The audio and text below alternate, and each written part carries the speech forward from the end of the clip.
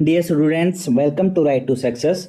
आज हम cultural study का बहुत ही इंपॉर्टेंट टॉपिक डिस्कस करने जा रहे हैं। इस टॉपिक से डायरेक्ट, इनडायरेक्ट और डेफिनेशन बेस्ड क्वेश्चंस पूछे जाते हैं। अगर आज का ये टॉपिक आपने मिस कर दिया तो 100% 2 से 3 क्वेश्चंस आप मिस कर देंगे जो इस टॉपिक से पूछे जाएंगे। चलिए हम स्टार्ट करते हैं। Definition of culture. कल्चर को मेनली दो भागों में डिवाइड किया गया है। हमेशा ये कंट्रोवर्शियल रहता है। हाई कल्चर और पॉपुलर कल्चर क्या होता है? हाई कल्चर एसोसिएट होता है इलाइट क्लास से, ये रिफाइंड टेस्ट में होता है और कैनोनियल वर्क्स होता है।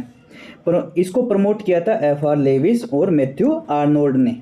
और पॉपुलर कल्चर इसके जस्ट विपरीत होता है, ये एलाइट क्लास से बिलोंग करता है और ये जो मास कंजप्शन है, मासिस है, दूसरी जनता है जो एलाइट वर्क को छोड़ के जो बाकी जनता बची हुई है उससे बिलोंग करता है। जो एवरीडे प्रैक्टिसेस इसमें इंक्लूड है। इसमें इसमें क्या है, जो जिस प्रकार एग्जाम्पल है जो शेक्सपियर की है, राजा किंग्स है, उनकी जो कल्चर है उसको कहा जाता है हाई कल्चर। और जो पॉपुलर कल्चर था मासिस जनता का आ गया, जिस प्रकार आजकल क्या हम क्रिकेट देखते हैं, मूवी देखते हैं, इंस्टाग्राम रील्स वगैरह बनाते हैं, ये पॉपुलर कल्चर में आ गया। कल्चर स्टडीज़ ने क्या क्या इंपॉर्टेंट रोल निभाया वो है इसने क्रिटिसाइज किया है एलाइड डोमिनेशन को। और इसने कहा है अगर हम कल्चर स्टडी को डेमोक्रेटिक कल्चर बनाना है तो हमें इसमें सभी फॉर्म्स को इंक्लूड करना पड़ेगा, चाहिए हाई कल्चर हो चाहिए पॉपुलर कल्चर हो। डेफिनेशन ऑफ कल्चर, जो मेजर थिंकर्स ने उन्होंने कल्चर के बारे में क्या कहा है वो देखिए। एडवर्ड सैड ने क्या कहा है, कल्चर को इन्होंने एक फॉर्म बताया है पोसेशन और आइडेंटिटी का। पोसेशन का फॉर्म कैसे, जिस प्रकार इस पे पोसेशन किसका रहता है, जो लोग पावर में रहते हैं, एलाइट वर्क है, उनका क्या किस पे पोसेशन होता है, जो मासिस है, जो जनता है, जो पुअर लोग है, जो वर्किंग क्लास है, उसके ऊपर उनका पोसेशन रहता है। और एक क्रिएट करता है बाउंड्री सेल्फ एंड अदर के बीच में। जो सेल्फ और अदर के बीच में बाउंड्री कल्चर किस प्रकार क्रिएट करता है, जिस प्रकार ये कल्चर मेरा है, ये कल्चर अदर्स, उनका कल्चर अलग है, ये कल्चर मेरा है। जैसे एलाइट वर्क का कल्चर अलग है और जो पुअर है, जो वर्किंग क्लास है, उनका कल्चर अलग था। इसलिए एलाइट वर्क अपने कल्चर को कल्चर मानते थे और जो वर्किंग क्लास है उनके कल्चर को अनकल्चर्ड माना जाता था। इंट्रेंसिक और एक्सट्रेंसिक में बाउंड्री सेट करता है। इंट्रेंसिक यानी मेरा कल्चर, मेरे घर पे मैं किस प्रकार अपनी फैमिली से बिहेव करता हूँ। एक्सट्रेंसिक जो बाहर के लोगों से मैं किस प्रकार बिहेव करता हूँ। इस प्रकार कल्चर अलग अलग बाउंड्री सेट करता है। कल्चर लिंक होता है पावर से, इंपीरियलिज्म से और रिप्रेजेंटेशन से। नेक्स्ट है रेमंड विलियम। रेमंड विलियम ने कल्चर को 3 भागों में डिवाइड किया है, ideal, documentary and social. Ideal क्या, जो इंटेलेक्चुअल और आर्टिस्टिक एक्सीलेंस है, जो टॉप का जो कल्चर है, जो एलाइट कल्चर, हाई कल्चर है, उसको रेमंड विलियम ने आइडियल किया गया है। जो इंटेलेक्चुअल और आर्टिस्टिक आइडियोलॉजी से जो कल्चर बना है उसको आइडियल में रखा गया है। डॉक्यूमेंट्री जो रिकॉर्डेड फॉर्म है, हमारे जितने लिटरेचर है, आर्ट है, नॉवेल्स है, पोइट्री है, उसको डॉक्यूमेंट्री में रखा गया है। Social the most important, social में ए वे ऑफ लाइफ है, इसमें सब कुछ इंक्लूड किया गया है, चाहे हम कुछ भी कर रहे हो। सोशोलॉजी है, दिल्ली का हमारा ह्यूमन साइंस है, हम मूवीज़ है, मीडिया है, जो हम डेली प्रैक्टिसेस हैं उसको सोशल में इंक्लूड किया गया है।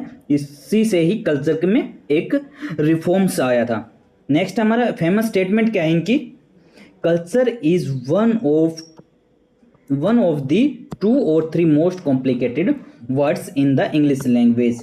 कल्चर 2 या 3 में से कॉम्प्लिकेटेड वर्ड में से एक है।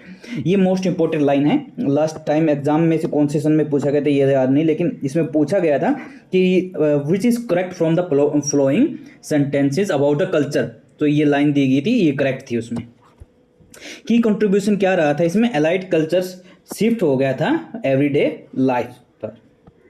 जो जनरल मॉडर्न डेफिनेशन है ग्रीन ने थी क्या दी थी 2008 में। इन्होंने कल्चर को इंटेलेक्चुअल, स्पिरिचुअल, एस्थेटिक डेवलपमेंट बताया था। पार्टिकुलर वे ऑफ लाइफ भी कल्चर को बताया था। आर्टिस्टिक और इंटेलेक्चुअल प्रैक्टिसेस कल्चर में इंक्लूड की थी।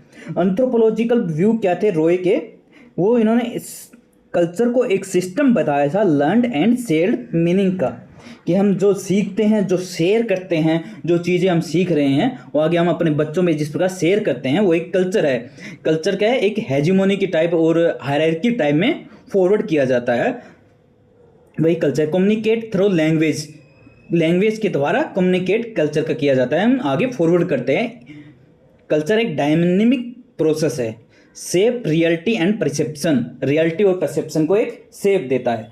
Classical anthropological definition by A B. Tylor, Tylor ने क्या कहा, that complex whole which include knowledge, belief, art, moral, law, custom, वो एक कल्चर है। कल्चर में सब कुछ इंक्लूड है, चाहे वो तुम्हारी नॉलेज है, क्या तुम्हारे पास है, इंटेलेक्चुअल क्या है, और बिलीफ्स हैं, तुम्हारा रिलीजन है, तुम्हारी जो संस्कृति है, तुम्हारा जो फोल्क है, वो सब कुछ कल्चर में आता है। आर्ट है, लिटरेचर है, नॉवेल्स हैं, राइटिंग है, न्यूज़पेपर है, सब कुछ कल्चर में आता है। मोरल्स वैल्यूज़ हैं तुम्हारी, वो सब कुछ कल्चर में आती हैं। लॉ है, कस्टम है, जो एडमिनिस्ट्रेटिव है, वो सब कुछ कल्चर में आता है। इवोल्यूशन किस प्रकार हुआ था कल्चर का, वो देखिए।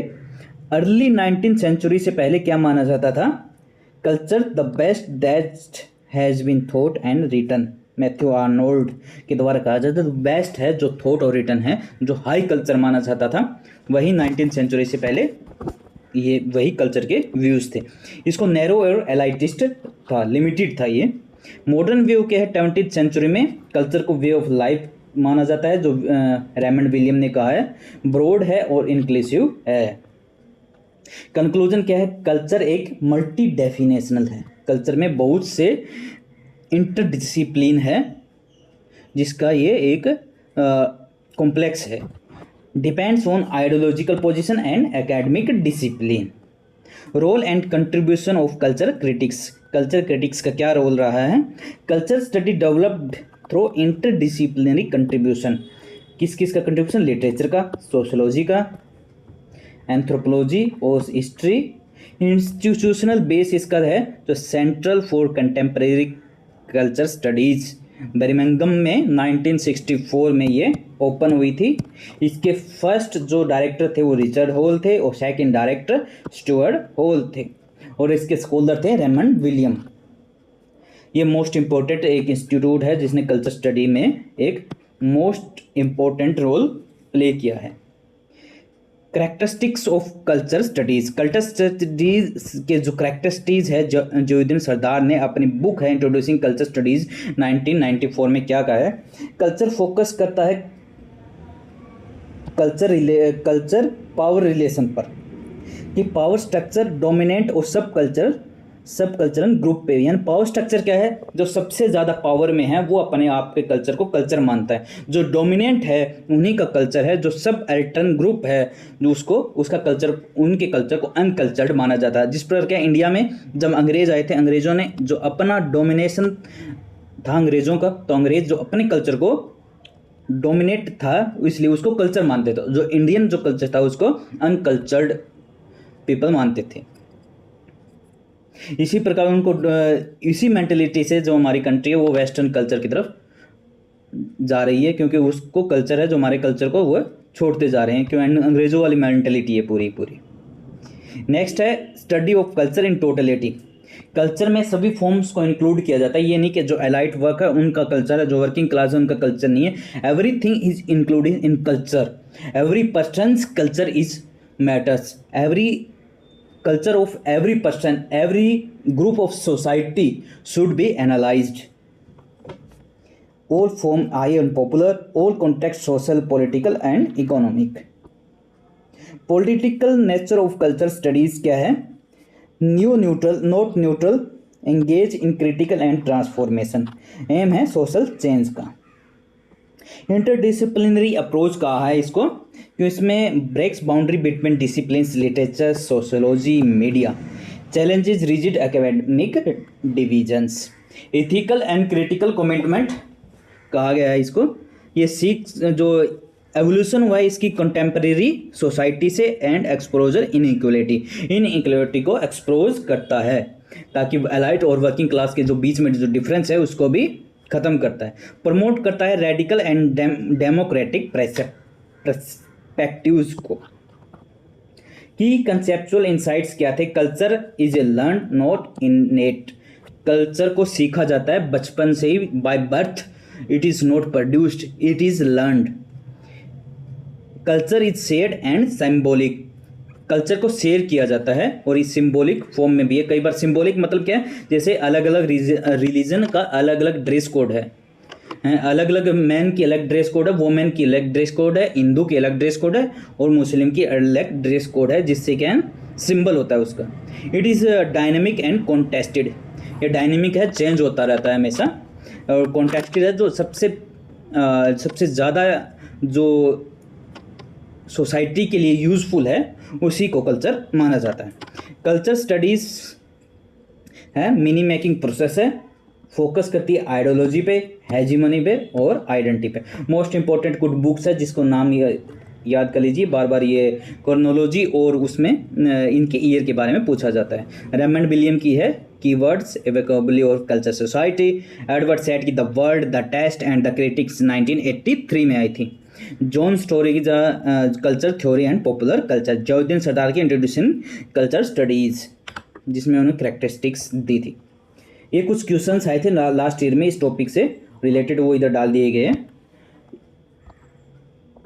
थैंक यू दोस्तों, आज के लिए इतना ही। हमारे जो नोट्स है इस टॉपिक के, जो ऑफिशियल टेलीग्राम चैनल है जिसका आप चैनल पे यूट्यूब चैनल के होम पेज पे जाकर विजिट कर सकते हैं, वहाँ पे इसके नोट्स मिल जाएंगे जो टोटली फ्री है। अगर वीडियो आपको अच्छी लगी है तो शेयर करें, सब्सक्राइब करें। नेक्स्ट वीडियो हमारे चैनल पे जल्द ही डाल दी जाएगी। जय हिंद।